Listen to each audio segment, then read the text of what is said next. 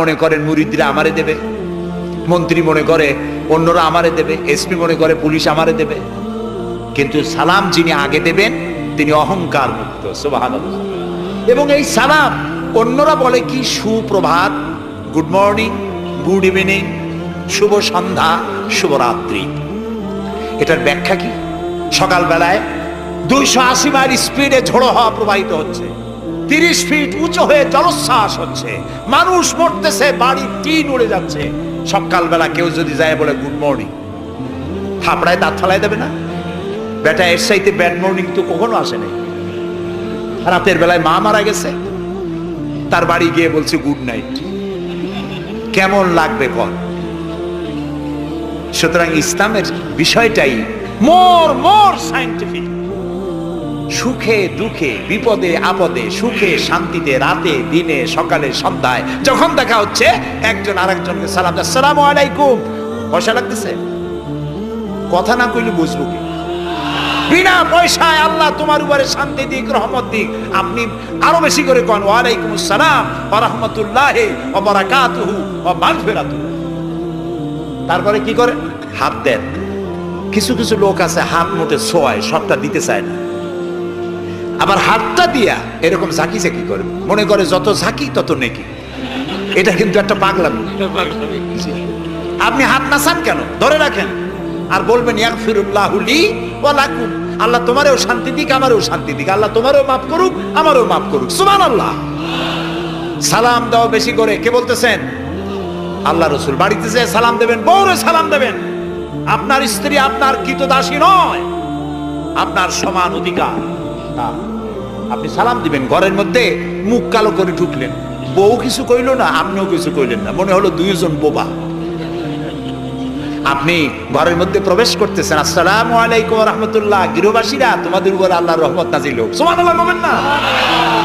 আজকেই এই আমল করবেন, বাড়ি যাইয়ে বউরে সালাম দেবেন। তবে যারাদের কোনোদিন দেওয়ার অভ্যাস নাই তাদের একটা সমস্যা হইতে পারে। হঠাৎ করে সালাম দিলে বউ মনে করবে কপালে দুঃখ আছে বুঝে আসছে, একটু বুঝাই বলে নেবেন। তবে আজকের থেকে সালাম শুরু হবে, ঠিক আছে না ভাই? আজকের থেকে শুরু হবে। বাচ্চাকে বাড়ি থেকে বিদায় করছেন, স্কুলে যাচ্ছে, মা বাবা শিখায় বাই বাই, টাটা, যাই যাই, খাই খাই। একটা কথা হইলো, বাচ্চা বিদায় হচ্ছে, বাচ্চার মাথায় হাত দিয়ে বলেন ফি আমানিল্লাহ, তোমারে আমি আল্লাহর আমানতে ছেড়ে দিলাম। সুবহানাল্লাহ। কিসের বাই বাই টাই টাই? আমরা মুসলমান, এই মুসলিম ট্র্যাডিশন, মুসলিম কালচার বাঁচায় রাখতে হবে যে কোনো মূল্যে। ছেলেদের নাম রাখতে গিয়ে মন্টু, বল্টু, সেন্টু, ডবলু, আকাশ খাতুন, বাতাস বেগম, একটা নাম হইল। আচ্ছা ভাই, আপনি লক্ষ্য করেন তো, পৃথিবীতে কোন ইতিহাস সৃষ্টিকারী মানুষ বল্টু আর মন্টু জাতীয় নাম আছে? পৃথিবীর কোন আলেম, হযরত মাওলানা বল্টু সাহেব এখন ওয়াজ করবেন? এই যে মাজার দেখতে পান, ইনি হচ্ছেন হযরত পীরে বুজুর্গ খানানে খানান সিরাজুস সালিকিন মিসবাহুল আরিফিন হযরত মাওলানা সেন্টু রহমাতুল্লাহ আলাইহির মাজার আছে? এরকম নাই। আপনি নাম যত খারাপ রাখবেন, আপনার সন্তান গুন্ডা হবে, বদমাশ হবে, চাঁদাবাজ হবে, জিনাকার হবে। নাম রাখবেন মুসলমানি নাম, ভালো ভালো নাম, আরবি নাম। আলেমদের কাছে জিজ্ঞাসা করে নাম রাখবেন যে এই নামটা কি রাখবো আর নামের অর্থটা কি। আন্দাজে আবার নাম রেখেন না। কুয়েত এয়ারপোর্টে একদিন বাংলাদেশের একজনের পাসপোর্ট দেখে পুলিশেরা হাসাহাসি করতেছে। কারণ কি? কারণ হলো পাসপোর্টধারী যিনি, তার নাম হলো জামাল মিয়া, আর পিতার নাম হলো তরিক মিয়া। জামাল শব্দের অর্থ হচ্ছে উট, আর জামাল মিমে আলেফ দিয়ে যদি হয় তাহলে হয় সৌন্দর্য। এখন জামাল মানে উট, মিয়া মানে 100, ওর নাম 100 উট। আর তরিক মানে রাস্তা, মিয়া মানে 100, ওর নাম 100 উট, আর ওর বাপের নাম 100 রাস্তা। 100 রাস্তার ছেলে 100 উট। তা খালি আরবি রাখলে তো হবে না, নামে আরবির অর্থ কি? জি, অর্থবোধক নাম রাখতে হবে। তাহলে আমি বলতেছিলাম রাসূলুল্লাহর হাদিস, প্রথমে দিবেন সালাম, আফশুস সালাম ওয়া আতইমুত তাআম, গরিব মিসকিনদেরকে দাওয়াত করে খাওয়াবেন, বন্ধু বান্ধবদের দাওয়াত দিয়ে খাওয়াবেন। খাওয়া খাওয়াইতে কিন্তু মহব্বত বাড়ে, চক্ষু লজ্জার সৃষ্টি হয়। খালি অপরের পয়সা দিয়ে রিক্সায় চড়বেন, রিক্সায় দুইজন উঠলো, একজন নামে হেঁটে চলে গেল, একসাথে দুইজনে খাইলো, আর একজনে খেলাল করতে করতে বাইরে গেল, পয়সাও দিল। এই চালাকি এক সময় ধরা পড়ে যায়। এই জন্য মানুষকে বাড়িতে দাওয়াত দিয়ে খাওয়ানো, রাসূলুল্লাহ বলেন দাওয়াত দিয়ে খাওয়াও। তাহাদ্দু তাহাব্বু, হাদিয়া দাও, মহব্বত বাড়বে। কারো অসুখ হয়েছে, তার বাড়িতে একটু আঙ্গুর নিয়ে যাও, একটু কমলা নিয়ে যাও। তোমার শত্রু যদি হয়, চক্ষু লজ্জার সৃষ্টি হয়ে যাবে। কান্নাহু ওয়ালিয়ুন হামীম, দেখা যাবে সেই চরম দুশমন ছিল, সে তোমার বন্ধু হয়ে গেছে। সুবহানাল্লাহ বলেন না। ওয়াসাল্লু আন-নাসু বিন-নিয়াম। আর 3 নম্বরে, মানুষ যখন ঘুমায়া থাকে তখন তুমি নামাজ পড়িও। কোন সময় কোন তো? ও, তাও তো আপনারা জানেন, মধ্যরাতের পরে যখন মানুষেরা ঘুমায় থাকে তখন তুমি নামাজ পড়িও। এই রাত্রে কেন? কারণ মানুষের কাছে সব থেকে বড় ভালোবাসার সত্তাকে বলে আল্লাহ, তারপরে আল্লাহ রাসূল।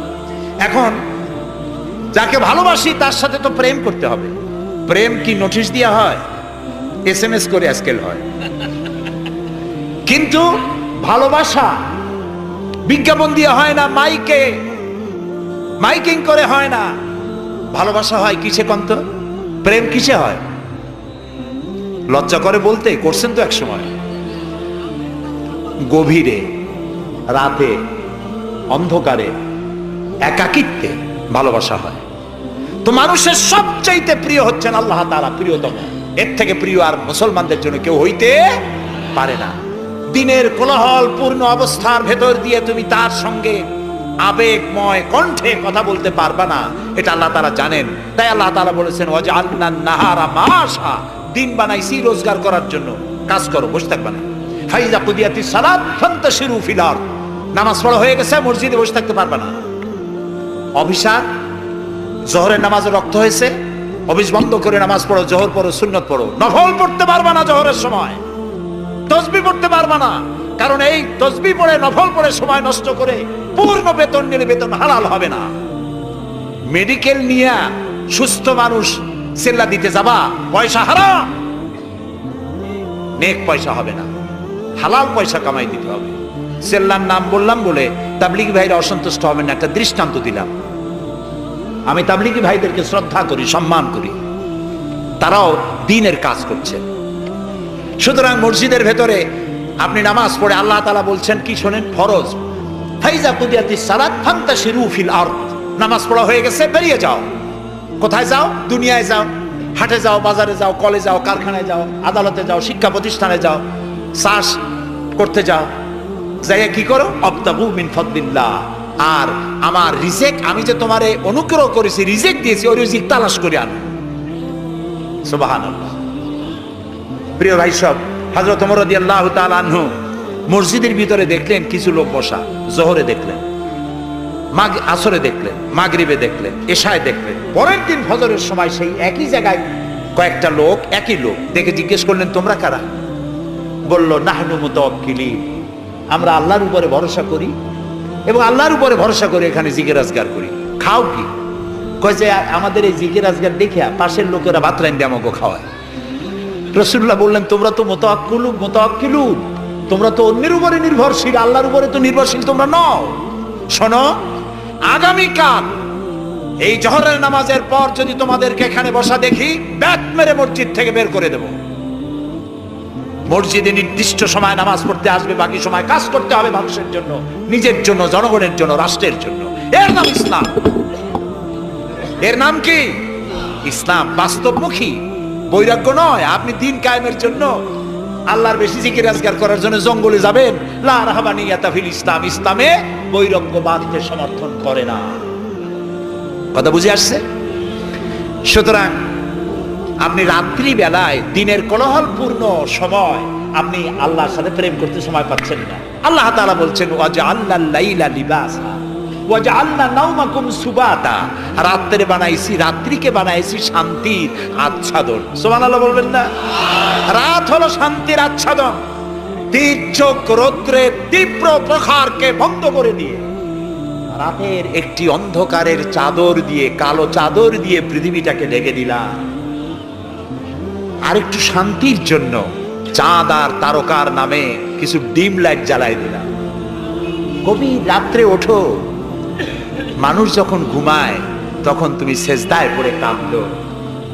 রাসূলুল্লাহ বলেছেন, অনুশোচনা আর অনুতপ্তের এক ফোঁটা পানি নাকের অর্ধেক আসতে না আসতে আল্লাহ তাআলা ওই ক্রন্দনরত বান্দাকে মাফ করে দেন।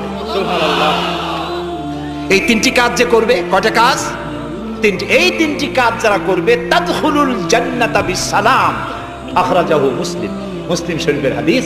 রাসূলুল্লাহ বলছেন, এই তিনটে কাম করো, শান্তির সাথে জান্নাতে চলে যাবে।